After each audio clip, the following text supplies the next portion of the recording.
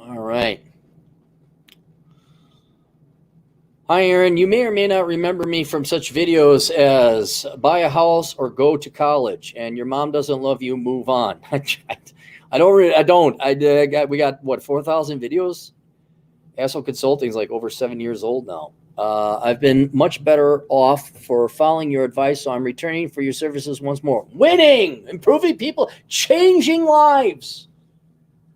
Do you know that I've changed more lives than most teachers? Not all teachers. You know why? Because not one teacher ever changed a kid's life for the better. I just all you have to do is change one. It's the same thing. Like, you know, I've got more black people out of poverty than the Democrat Party has its entire existence because they haven't gotten one black guy out of poverty. They just make them poorer.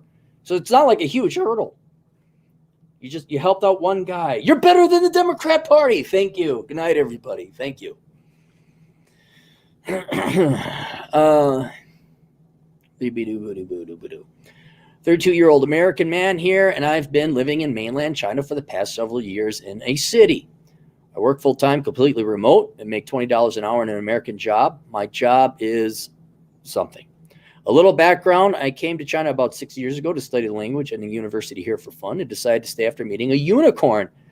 Since my job was completely remote, my boss and I go way back together. He gave me the freedom to live wherever I want, and it's been a great blessing. Yet you're living in one of the lower cost countries in the world with an American salary of 40 grand a year, and you found a unicorn. What's your problem? Wait, you should write a book. Tell me how to do that. Where'd it go? Since my job was completely remote, my boss, I go, that's a great blessing. I threw away all my belongings in America when I moved and have very few physical possessions even today. I married that unicorn last year, and it's been great. So are you a Chinese citizen then? You got dual citizenship? Oh, I guess the Chinese government probably wouldn't let any American in through marriage. Until we've been together for 6 years, she makes more money than I do, winning, owns her own successful business, winning again, and we own a 2-bedroom, 2-bathroom apartment together here in this major city. She's the only person I've ever lived with for an extended period of time who I don't feel like strangling when they come home. What if it has to do with American culture? Wait, are you saying the nice Asian lady who works hard and has investments and a business, you don't want to strangle her? The mortgage is cheap, with my portion being about $600 a month, and it'll be paid off in about 5 years at this rate. We almost never fight or argue, and aside from the small mortgage, neither of us have any debts. I'm failing to see the problem. I'm a college dropout who never had loans, and she graduated and is very successful in her field. No kids. Still trying to see the problem. At the time of writing this, I have $540,000 worth of crypto that I made from an initial investment of $30,000 a few years ago, and about $15,000 in the bank, and a small amount in my 401k total. I only need about $30,000 a year to live a really comfy life. $20,000 would be my minimum. I'm in better shape than I was in my early 20s, work out 6 days a week, and tend to eat healthy. Still waiting for the problem. I'm like, and my wife wants to get transgender surgery. I can speak Chinese enough for daily life, but not complex conversations. Let's improve that. You're in their country. My questions: am I winning, or am I delusional? After a lifetime of struggling and never having a parental safety net, feeling like doom could be right around the corner, is it finally time to take a breather and ask to go part-time on my job so I could go back to school and learn new skills and network more? That's truly what I want to do, but I'm not sure if I should just stay full-time in case I'm living in a house of cards that could collapse on me in any moment. All right, well, let's stop here. Dude, I can't tell you what to do with your money, all right? I can only say what I would do. And I like cryptocurrency. I think everyone should own some. But if you got $540,000, you might want to consider locking in some of those gains and taking a fair amount of that money and paying off the mortgage, diversifying. See, and this I can tell you, you're way too heavily lopsided into cryptocurrency. All right. We don't know what's going to happen to cryptocurrency. It could come crashing down. And if anyone said, oh yeah, like 95% of my money is in real estate. Okay, well, maybe you ought to have a little bit of stocks, or 95% of my money is in stocks. Well, maybe you ought to have a little bit of bonds and real estate investment trusts. You do not have a diversified portfolio, and over the long term, that will come to bite you in your ass, or statistically is likely to come and bite you in your ass, because no one can predict the future. If it was me, I would take out some money to afford a college degree. I would take out some money and diversify it into a diversified portfolio of stocks.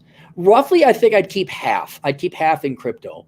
The other, so I take out half the money, convert it into stocks. I pay off the mortgage, set aside a reserve, like an emergency life cash reserve, and set aside for cash for college education. Then you still have your exposure to crypto in case it goes to the moon. But then in case it crashes, your house is paid off. You have some stocks that should also then over time go up. Maybe some bonds as well if you want to be low risk. But you are heavily weighted into crypto. And what I'm trying to get you to realize is you have an opportunity to make your life a lot easier. If you were to, even if crypto were to like 540,000, like that, let's say it doubled the very next day. Doesn't matter. Like, oh, I could have doubled my money. Yeah, but you paid off your house. You knocked out a mortgage, the number one expense. You lowered your risk drastically.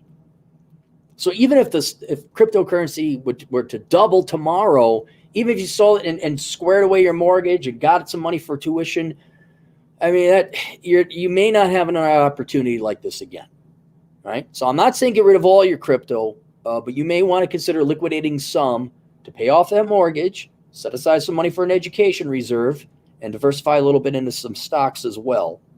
And, because I can't tell you what to do. You got to figure that out yourself. That's only what I would do.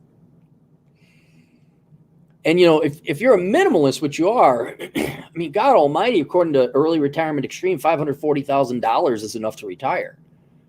Of course, I think you should still work because you're going to have to do something. But you and your wife could really secure and shore up your financial position with crypto, with liquidating a little bit of that cryptocurrency. So if it does crash, thank God we paid off the house. And even if it did crash, you lost $250,000, whatever you decide to leave in there. So what? You had your house paid off, you got some money saved away for an education, and you got a diversified stock portfolio or bond security portfolio. My question, after a lifetime of struggling, it's finally time to take a breather and go part-time. That's truly what I want to do, but I'm not sure if I should stay full-time in case I'm moving in a house of cards. Well, see, if you're fearing you're in a house of cards, then transfer some of that money into the real house you own that is not a house of cards. That could collapse on me at any moment. Another thing to consider is that I'm the most skilled and experienced person in my company at what I do, and having less of me around could spell disaster for the company itself. Well, then they should pay you more. What would Clary do? Well, that's why I told you what I would do. Any other questions you might have, please ask. Thanks, man. All right. What you have is, I don't know, and again, not a therapist, but it's akin to post-traumatic stress. I got a couple Iraq vet buddies, and they were there long enough that they can't turn it off completely. They're looking like, because when you're there like your life depends on it. Look around the corner, look in those trees, look in that area. What's wrong with that? That bus wasn't there before, it was over there. What's going on? Because your life depended on it. People were trying to kill you. Then you get here to the United States where people aren't trying to kill you, but because your survival depended on it, it's so hardwired into you. And me and Dr. David Malone were talking about it. He calls it complex PTSD, where multiple things and variables in your past that were not just a singular traumatic event, like a true trauma, but more of a background noise. That will also not necessarily call you trauma, but certainly stress. Like I eat fast. I eat faster than anyone I know. Why? Because I came from working security. We didn't have lunches because if you got called, you had to go. And I ate very fast. And I was always in a rush. And to this day, I will eat fast. And no, I can't turn it off. And it pisses me the fuck off when people come in like, dude, slow down. Like, shut up. You don't know. Like, it's food. Be quiet. Also, I guess I was starving. I dropped down from 147 to 118 pounds in college. I'm sure that had some psychological hardwiring done. And I am never optimistic. I always worry about what can go wrong, because usually what's likely to happen is things are going to go wrong. They're not going to go well. Oh, relax. Why are you so pessimistic? Well, this has resulted not only in my survival, but my success. You coming from a poor background, if we did a video on your mother doesn't love you, you have come from a horrifically bad background. And that is who you are. And if you're no longer in your 20s, that's pretty scorched into your mind. It isn't going away. It could be slowly eroded away through living in a different lifestyle and all that. But your brain is not capable of realizing you won. And I don't think most people's brains are capable of realizing they won, because it is such a rare instance that a human being, whether they had a tortured background or not, whether they had a good background or not, whether they were pampered or spoiled, no human being, I think, is capable of fully digesting and comprehending when they win in life, because most people throughout all of human history worked till they died and were poor and starving. That is the vast majority of your genetic composition and makeup in history, right? So you are hardwired. It's like winning the lottery. That's such a new thing. Like, oh, now you're set for life. You don't have to work. The brain isn't programmed to handle that. Trying to get my wires out of the way. And it's the same thing with like death. I've talked about this before, where you just, oh, your mom dies or your dad dies. Oh, they died. Oh, that sucks. I'm sad now. Okay, back to life. They've been there for so long of your life that it's hard for your brain to comprehend. Your wife is gone, your children are gone, or your best friend is gone. There's a mourning process as your brain tries to fully comprehend and digest that. Well, it also happens to good things. You win the lottery, or you got your current life situation here. It's impossible, I'd say, for you to, in a short period of time, like, wow, I really won. And especially if you come from a bad background, you're risk averse. This is why I'm suggesting you look into or consider liquidating some of your cryptocurrency portfolio to make it that you never have a mortgage again, because that will shore up your finances and alleviate risk and be a huge piece of mind, less burden in your mind. But then everything else you got going for you, you're remote employed, your wife sounds wonderful, you got a house, you're enjoying the Chinese culture, all right, you like the Chinese people, all right, what else, you're in shape. Here's another blessing you don't think about. You came from a crappy background, so you can appreciate the good stuff that you got, but I don't think you will ever fully comprehend what you have. I think you'll appreciate it, but you won't comprehend it, and you won't be able to enjoy it, because you're always going to be worried that something's going to go away and something's going to be unstable. And so that's why I'm suggesting you take a risk-averse approach, something that matches more your personality, rather than being heavily skewed into a high-risk investment like cryptocurrency. I'm not saying get out of cryptocurrency, because I think you should have some. But man, you got an opportunity here to really whack away at some of that risk and calm and assuage some of the fears that have been with you since you were practically born. But it will never go away. It will never go. Your past is never going to go away. It will always be there in some remnant. You can whittle it away, but you can never get rid of it fully. And also, you are in such a unique situation that the human mind has not experienced this enough to fully comprehend it. Like, I mean, there's time, I mean, even to this time, I can't believe people on the internet pay me money to answer the questions. It's great. I can't believe that I write this book and people buy it. Because I'm so used to like working and busting my ass off in banking and finance and doing analytics, and everyone ignoring it and yelling at me and getting pissed off because they said there's a housing crisis. And all of a sudden it's like, what, now everything, like, it's literally a light switched, and what, now it's all easy? Now everyone listens to what I say? It's still, and you're damn right, I don't blow my money on stupid crap. I'm not like in a car or for, I was like, nope, it's going into the septic tank. I bought toilets 3 days ago, by the way, if you're wondering where a lot of money went to toilets. $750 worth of toilets, which is not that expensive, actually. And I bought door handles. That's where a lot of the super chat money went. Lights, got some lights. And now we're just about to do and finish flooring, and then the cabinets is the big thing. That's where my money goes. It ain't going into no Mustang, no matter how much I'd like to buy it. And so you're just coming to grips with such a good situation that is so good, no moral, mere human mind could comprehend it. And given your background, I don't think you ever will fully comprehend it. But please appreciate it. Please look at the opportunities you have in front of you. And there are some financial moves that you could do to really put your mind at ease and make it so you're never going to starve. You're never going to be threatened again. And then the only things you got to really worry about is things like cancer or the Chinese government going to war or such things that are outside of your control. But your home will be secured. Your relationship sounds great. I mean, you got, good things happen to good people sometime, man. Not common, but sometimes good things happen to good people. And, but there's no celebration when you win life. There's no parade. You just wake up one day and like, did I just win? Is everything going well? And you're like, okay, what's wrong? Because that's human nature. And so to get that worry to go away, do everything you can to eliminate risk in your life, financial risk. But then once you finally get there, and here's where this is why I do meditations by James. Try to calm down and enjoy life and let yourself enjoy a little bit. And what I have found that helps a lot to turn off the threat and those constant alarms. Brett, what's going on, man? What's going on? What's he going to give me? What is... Do you want to live the rest of your life like the first half of your life? And then that's where I'm kind of like, yeah, okay, man. Yeah, I'm done. I don't watch the news.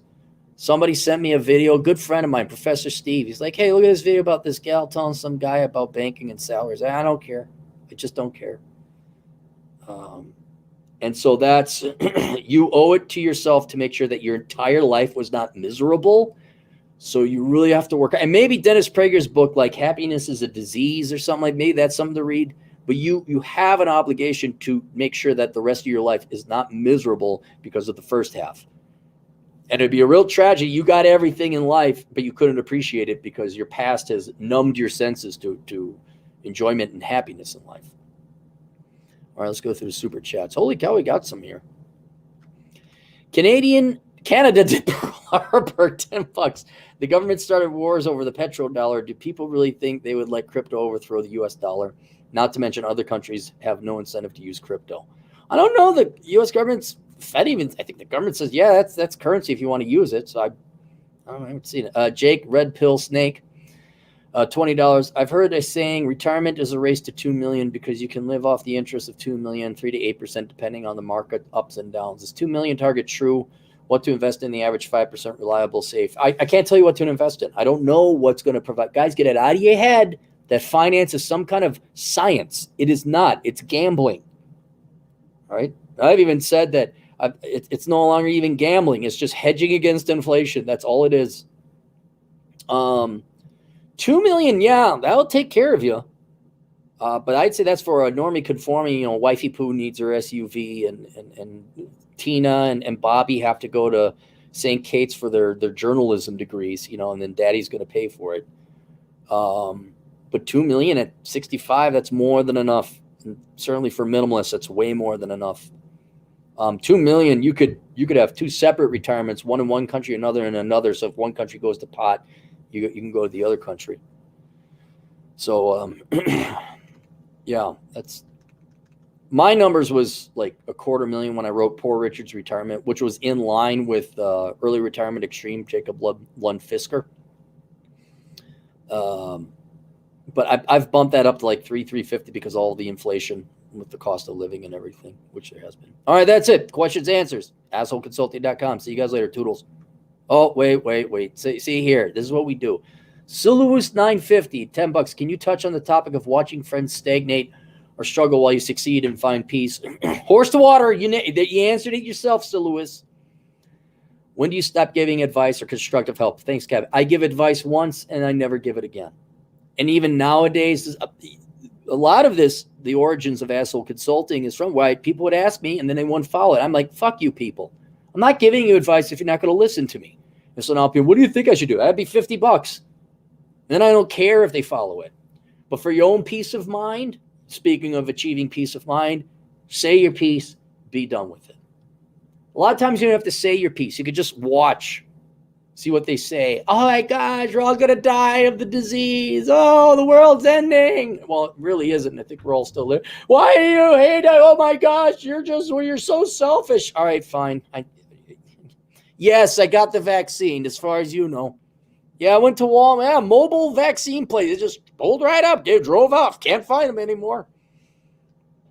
The Johnny Appleseed of vaccines. He came in, gave everyone a vaccine, and disappeared. All right, that's it. See you guys later. Toodles.